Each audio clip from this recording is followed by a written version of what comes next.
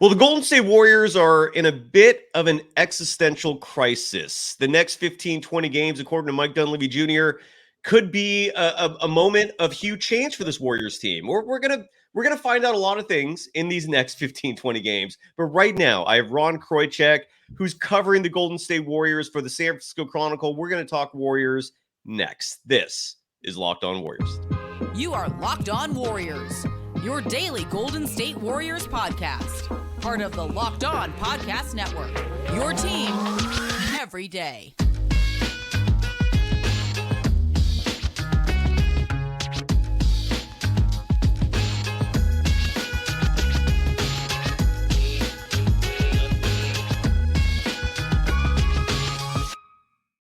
Thank you for making Locked On Warriors your first listen every day. We're free and available wherever you get podcasts and on YouTube. We're part of the Locked On Podcast Network, your team every day. Today's episode is brought to you by PrizePicks, legal in California, the easiest and most exciting way to play daily fantasy sports. Go to prizepicks.com/LockedOnNBA and use the code, all lowercase, LockedOnNBA for a first deposit match up to $100. You can follow long-time San Francisco Chronicle reporter. I believe your beat right now is Enterprise, which is, I love the freedom that you have with that area that you're covering. But at the moment, you're filling in. You're handling the beat along with Connor Letourneau for covering the Golden State Warriors. I know you were not in LA, but I think you've been traveling with the team for some of these games. Great to finally meet you. I've been following your work for a very long time. You told me before we started recording, you've been writing for the paper for 28 years now. Congratulations on the longevity. I respect that tremendously.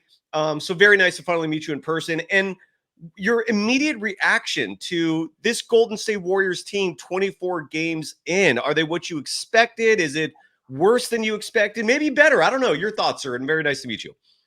Likewise, nice to meet you as well. It's definitely been more turbulent than expected. No, I thought, I don't know that I thought they would win the championship or necessarily even compete for the championship, but I certainly thought they would be a playoff team and maybe have moved past some of the issues they've dealt with, right? Klay Thompson, for all his struggles in the playoffs, had a pretty good regular season last year. Offensively, shot the ball well, and he's been struggling mightily for most of these 24 games, although now there are signs he's coming out of it.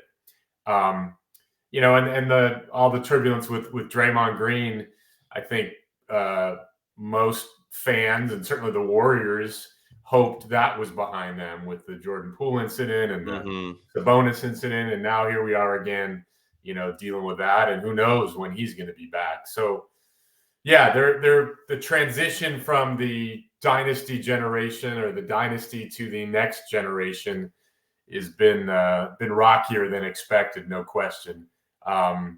It's just been a weird 24 games, right? It's not one thing to lose, to be 10-14, but for them to lose the way they have and building these leads on the road against good teams, and have these, flashes of being a really good team for one quarter or two quarters or three quarters, and then not being able to close it. And, and obviously having issues, particularly with the starting lineup, which has been so good, for 2-3 years now, and has been really bad this year. So awful. Yeah.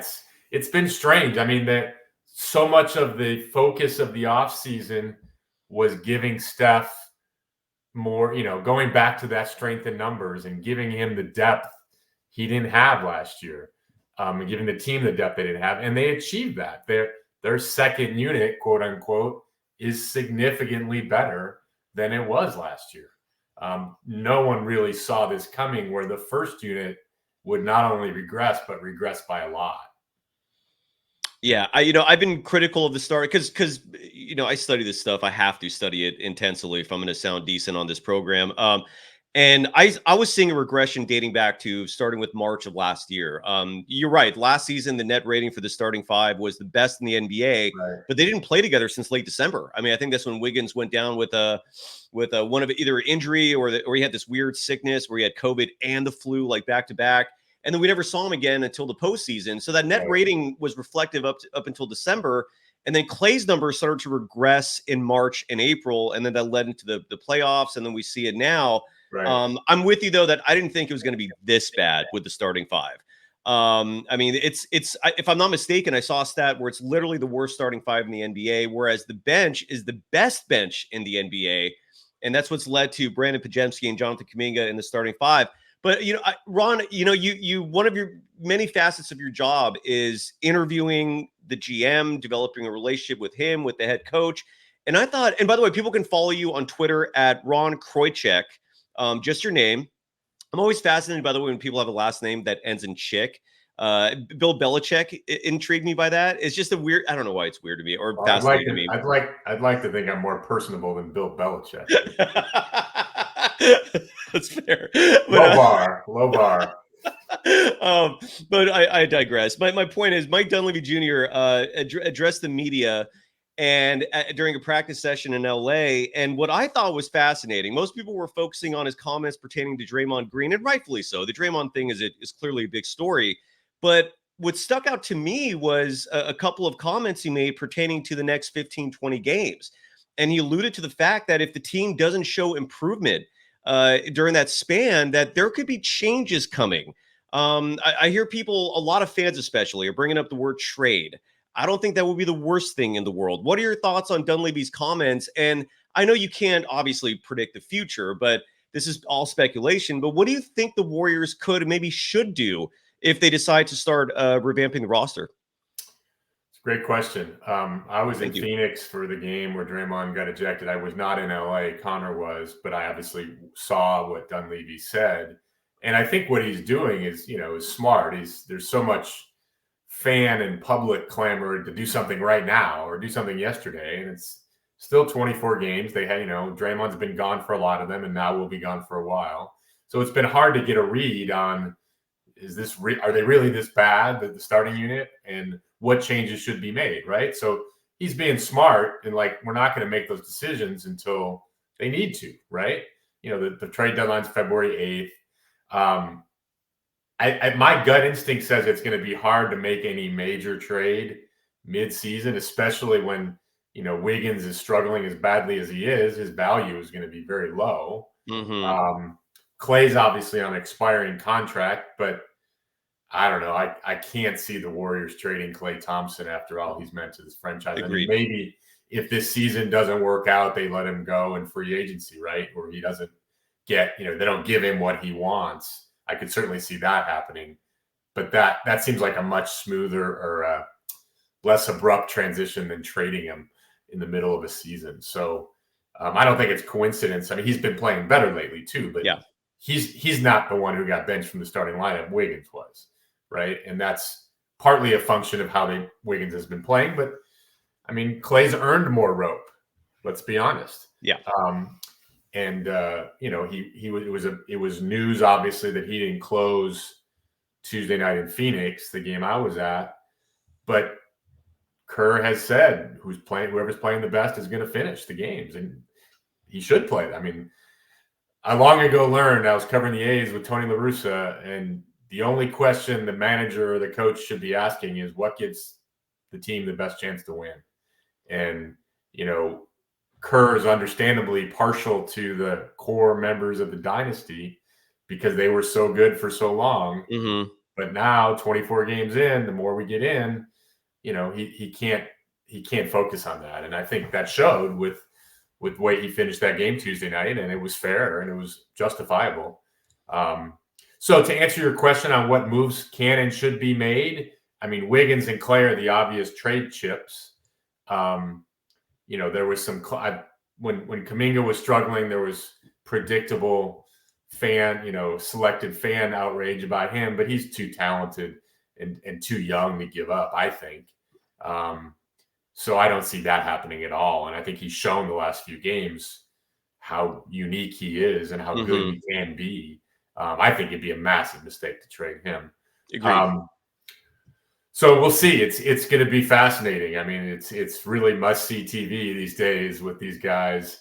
Like I wasn't working in LA, but I wasn't missing that game. I'm really really curious to see how it plays out, right? How Podziemski was so good in Phoenix, and Moses Moody's had some great games, some okay games, was pretty good last night in LA. So how the pieces all fit together is a fascinating story. That's what makes covering sports, so fun and so compelling. Absolutely. We're going to have more in just a moment. When we come back, Ron, I'd love to get your feedback because no one can answer this. And I'm not expecting you to either, but at a minimum, I'm trying to get as much perspective as possible on what exactly people think is going on with Andrew Wiggins. The only person that really knows is Andrew himself, maybe his immediate family and inner circle, but I've never seen another precipitous drop like this for a player still in his 20s. Right. And across every statistical category, he's hitting career lows. And it just is baffling, at least to me, and so far to everyone else I'm speaking to. When we come back, I'd love to know what you at least think is going on with Wiggins and if there's any salvation there, because that is, I feel like that is probably what's crying on Steve Kerr's mind the most is what happened to a player that just a year and a half ago was the second best player on my team to win a world championship. And now his regression is there's no doubt that he's struggling incredibly. So we're going to talk about that and so much more in just a moment with Ron Kroichick of the San Francisco Chronicle. First, though, got to give some love to one of our newer sponsors, and that is Dave.com, and more specifically, Dave.com/LockedOnNBA. And look, we all need a little financial help, and that's why Dave is great. Dave can get you cash when you need a hand between paychecks. It can help you build credit by setting up extra cash advances on time. If you need money, that's what Dave is there for. It's a banking app that's leveling the financial playing field. When you download Dave, you can get up to $500 in 5 minutes or less. No credit check, no late fees. It's part of Dave's extra cash account. Advance the money you need with no interest and then settle up later. So download Dave today at dave.com/LockedOnNBA. That's dave.com/LockedOnNBA. You can get up to $500 in 5 minutes or less. No credit check, which is crazy. No late fees. Download the Dave app now or go to dave.com/LockedOnNBA. For terms and conditions, go to dave.com/legal. Eligibility criteria and instant transfer fees apply. Banking services provided by Evolve. Member FDIC.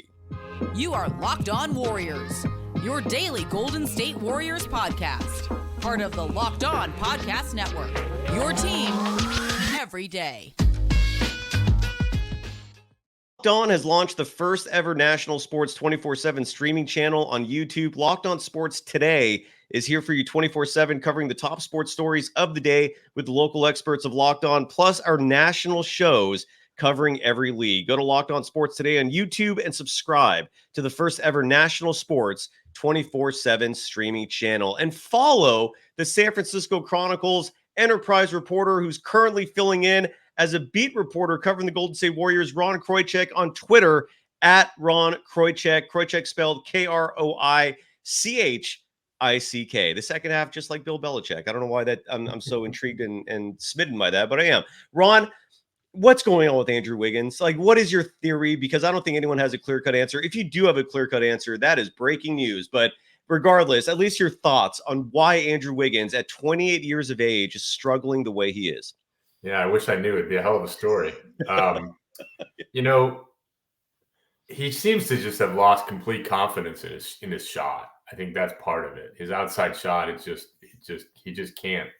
He doesn't look comfortable. The best theory, I guess, or the most specific theory I read was, I think Kendra Andrews had a story on ESPN.com where she said that she reported that members of the organization thought he didn't come into camp in shape, that he let himself get out of shape in the summer and he wasn't ready for the season to start, and that sort of explained his slow start.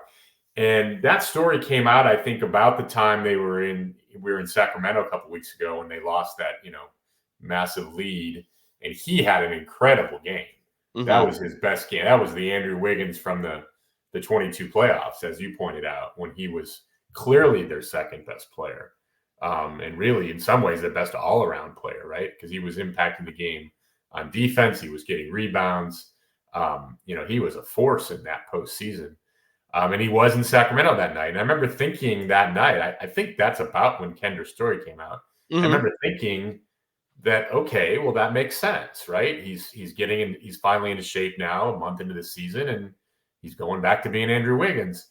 And then the last 4 or 5 games, he's gone back to struggling again, including slamming his finger in a car door, and which cost him a couple games and probably affected his shot. I know people tend to scoff and say it's only a finger, but having played basketball long ago in high school, you break a finger or slam in a car door, it's going to be hard to shoot.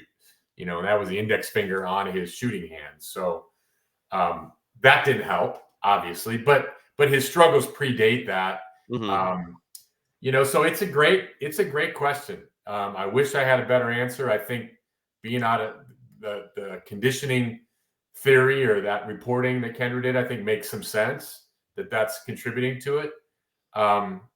It's just sort of surprising to me because it felt like in 22 he was getting comfortable with this system and being sort of the second, third wheel, right? Which seemed to fit his personality really well. Right. Not being the top dog, and you don't have to be with Steph and Clay and Draymond. And so he seemed like a really logical fit at that spot, and he just looks lost. So I wish I had a better theory or an answer, but it's definitely a problem. And I think they're hoping maybe there'll be less pressure on the bench. I mean, he clearly looks like he's putting pressure on himself, which is understandable, right? As you're not playing anywhere near your old form. But he's not playing for a contract like Clay is. So it's kind of baffling. Yeah, to use your word, it's baffling, no question. Yeah, and I feel like him and Clay are at complete opposite ends of the spectrum in terms of what a contract year versus signing a fat new deal can do to you. Right. Clay doesn't seem to react positively at all to being in a contract year, whereas Wiggins got that fat deal, and he seems perfectly content. I don't know. Maybe I'm definitely filling in words there, but it makes me wonder if Wiggins would be playing better if he was playing for a contract versus being in year one of a nice extension. Ron? A huge gripe of mine this season. We'll finish on this note here, and I can't thank you enough for taking time to join the program. It's been driving me insane seeing the teams still go as small as they are. I understand small ball working when you have a lineup that consists of the greatest shooters ever combined with the greatest defenders ever. And the average height of your lineup is more closer to 6'5", 6'6", 6'7", versus what we're seeing now, where Draymond's not a part of this. Yet we're seeing Kuminga oftentimes playing the power forward, which on most other teams, I don't know if you'd see him playing that position. Looney is not the same. I don't know if he's not the same player or if he's just being a role player when the surrounding cast isn't as good, is starting to reflect poorly on him. But regardless, the lack of Trace Jackson Davis minutes, the lack of even seeing Usman Garuba sitting on that bench concerns me. I don't know if this Warriors team can survive playing small ball with the current roster. What are your thoughts on the lack of size that Kerr routinely implements?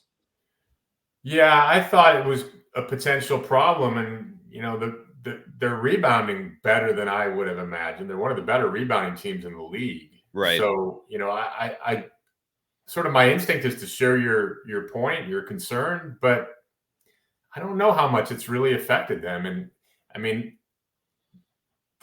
they don't have, or they didn't get big guys who can play, right? And there's not a bunch of them out there. And I think Trace Jackson Davis is going to be good, but he's clearly going to take some time to be good. Yeah. And I think we'll see him more now, obviously, with Draymond out. Saric has been kind of a savior for that bench to be at his size and his shooting ability. And he's a pretty good rebounder. I mean, he was grappling with Zubac, how do you pronounce his name? Zubac, yeah, exactly. Who looked great out there. He was banging bodies with him last night and had good position. So Saric has been a steal of a signing. But you're right, beyond Saric and Looney's clearly not, playing at his former level. Beyond those two, they don't really have. I mean, Kuminga plays bigger than his size with his jumping ability, clearly.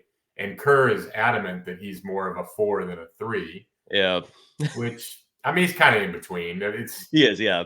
It's hard to, there's some legitimacy to the whole positionless, I think. But to your point, it isn't the same team. Small ball is definitely harder to pull. There's less margin for error with small ball than there is when you have bigger guys. And Absolutely. there are a lot of skilled big men right now, right? Embiid and Jokic, and those are obviously the cream of the crop, but there's several really good big guys now.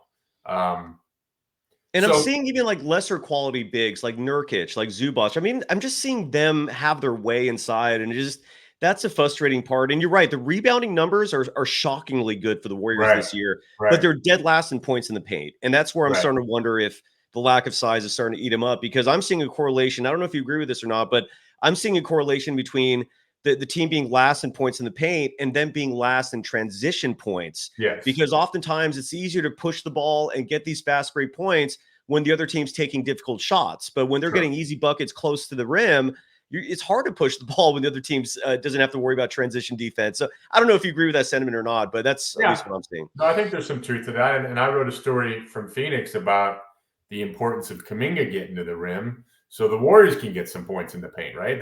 And this goes back to the way they lost in LA in the playoffs, just firing three after three after three. And in the post-game press conference, the season's over now. And, I asked the question of Steph, it's like, do you guys need to have more ways to score? Because it seemed like you had it was 3 or nothing. And Steph totally agreed and said, yeah, we got to have, I think the way he put it was, we need a changeup. We can't have just all fastballs. And that's where Chris Paul made some sense, right? Here's a guy who's one of the best mid-range 12 to 14 foot jump shooters ever. And I think he's helped to some extent with that. But, they need Kuminga to be doing that. And to your point, probably the bigger issue is, how do they stop the other team from scoring so often and so easily? And that's where Draymond's absence is really going to hurt. There were stretches last night, particularly the first half against the Clippers, where they were just not very good defensively. Yeah. And that's directly connected to whether or not Draymond's out there, I think. No, I'm with you. And I know you got to run, Ron. A huge difference real quick between being in person and watching this content on TV or your whatever your digital device is seeing these individuals in person and how they're feeling, how they're reacting. How is Steph looking to you in person? Is he demoralized? Do you still see the upbeat Steph? Like, what are you seeing in person? I hadn't seen it the last couple of games. It seems like, at least, logically to me, he's looked a little more like he's carrying a burden.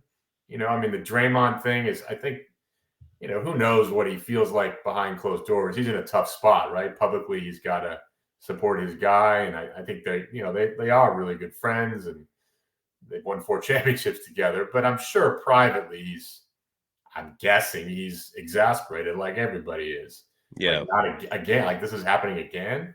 So, it leaves a pretty big burden on him. I mean, if Clay keeps struggling and Wiggins keeps struggling and Draymond's suspended, it's Steph. And it was very noticeable to me watching the game on TV against the Clippers.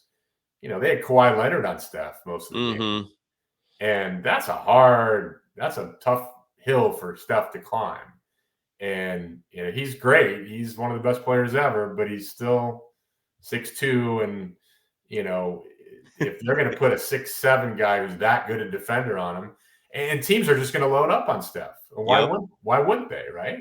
Absolutely. They're not as worried about Wiggins. They weren't worried about Clay until he hit 4 or 5 threes last night. And so Steph really needs, with Draymond out, Steph really needs Clay to be Clay again.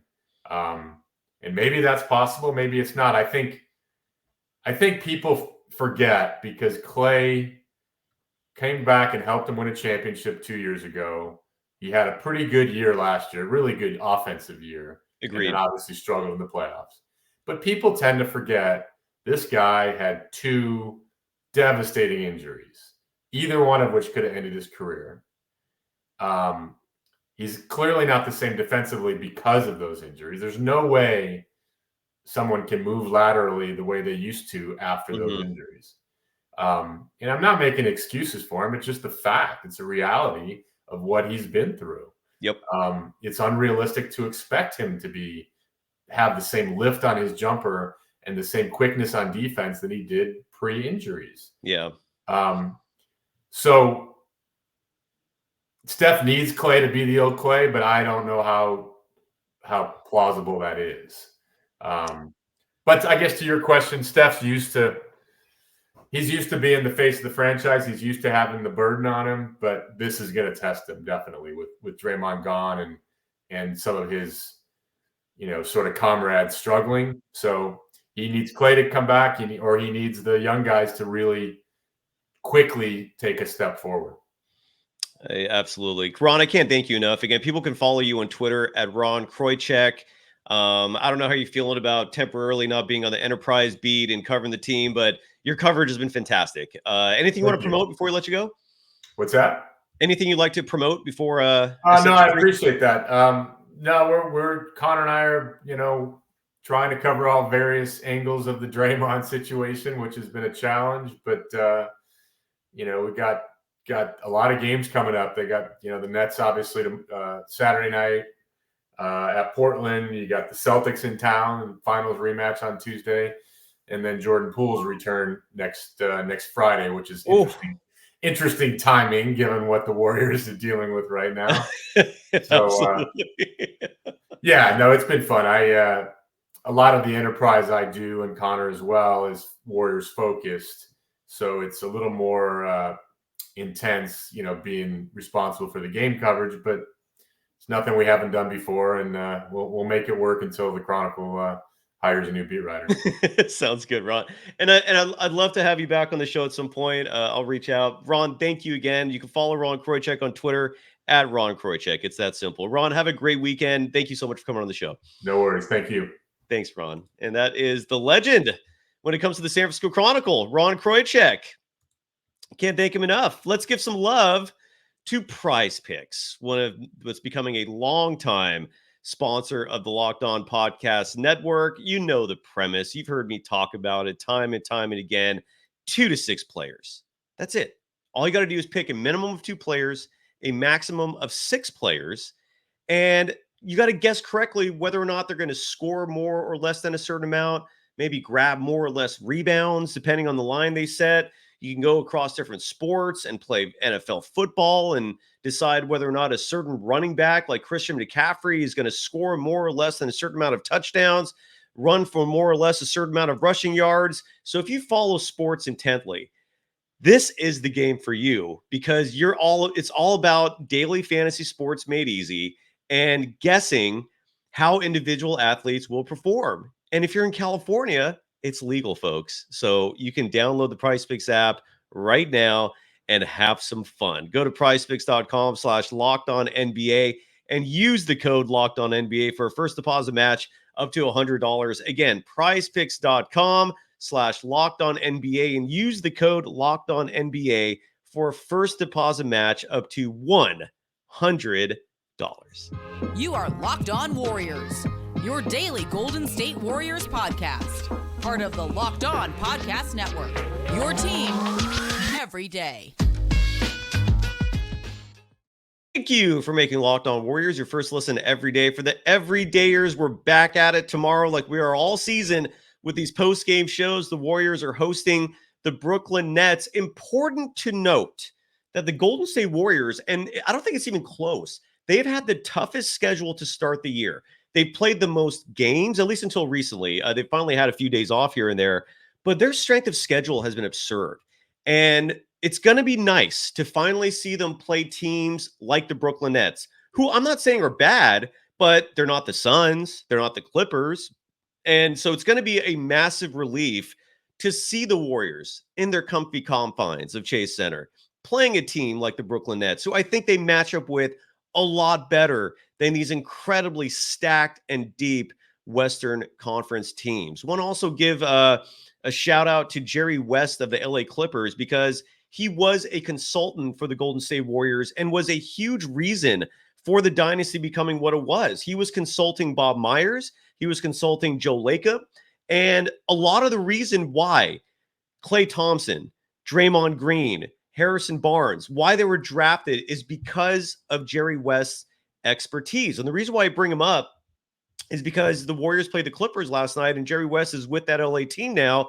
And I forgot who said it. Maybe it was Bob Fitzgerald on the broadcast last night, but he mentioned how Jerry West has a very simple philosophy as a front office exec. Sign as many talented players as possible and just put them all on the same team, and hopefully you have a brilliant coach who can figure it out. And we saw that philosophy with the Warriors time and again. We didn't see them oftentimes pass up players because they weren't a quote-unquote great fit in the system. The Warriors were not passing up on the David Wests of the world. They obviously weren't passing up on the Zaza Pachulias of the world, the Leandro Barbosas, the Sean Livingstons, the Andre Iguodalas. And it just made me think a lot about whether or not this Warriors team in the last 2-3 years has been a little too picky when it comes to who they decide to add on their roster. This is a very small team because that's what Steve Kerr wants. Look what the result is of that now. It's not a winning formula. Small ball worked when Andre Iguodala was part of your death lineup, a player who can handle the ball like a point guard, a player who can defend 1 through 5. Small ball worked when Draymond Green, who offensively was a point guard essentially, running the motion offense, but who also defensively could guard 1 through 5. Small ball worked when Steph and Klay were the two best shooters on the planet. Steph still thankfully holds that title, but Klay, even though we're seeing some good games here and there, has not consistently proved that and is clearly on the decline. And who's your 3? Is it Andrew Wiggins? Maybe he works in small ball if he's shooting the ball the way he has in the past, not this year. So the point is the small ball approach. It was a luxury that the Warriors could afford because of how deep their roster is. But when Andre Iguodala aged and subsequently retired, Draymond Green is aging. Klay Thompson is aging. Stephen Curry, thankfully, still at the peak of his powers, but he's aging. So you can't keep this same philosophy going when the talent isn't the same. You have to make up for a lack of talent with physical attributes that can overcome those kind of deficiencies. That's where size is an easy solution. And it just, I'm incredibly thankful that Mike Dunleavy Jr. said what he said when he met with reporters pertaining to the fact that there could be some big changes coming here. Ron didn't mention Chris Paul, who also could be a piece traded because of the fact he's on an expiring deal.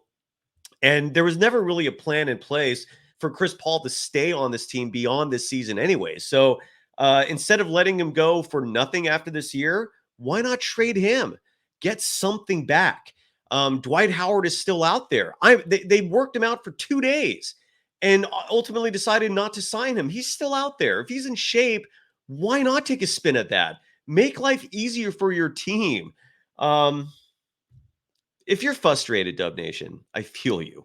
I think that's my point in all this. So, but we'll be back tomorrow night covering the Brooklyn Nets game. So tune in for that post-game show. Otherwise, hope everyone's doing okay.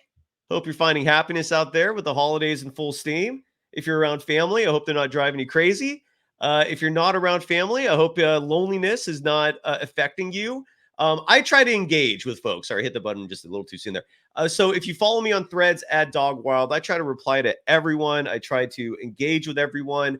My philosophy when it comes to media content is when I used to work on radio, for example, my buddy FP Santangelo and I used to always call it no ego radio. There's no big egos here. All right. I don't ever think I'm special than anyone else.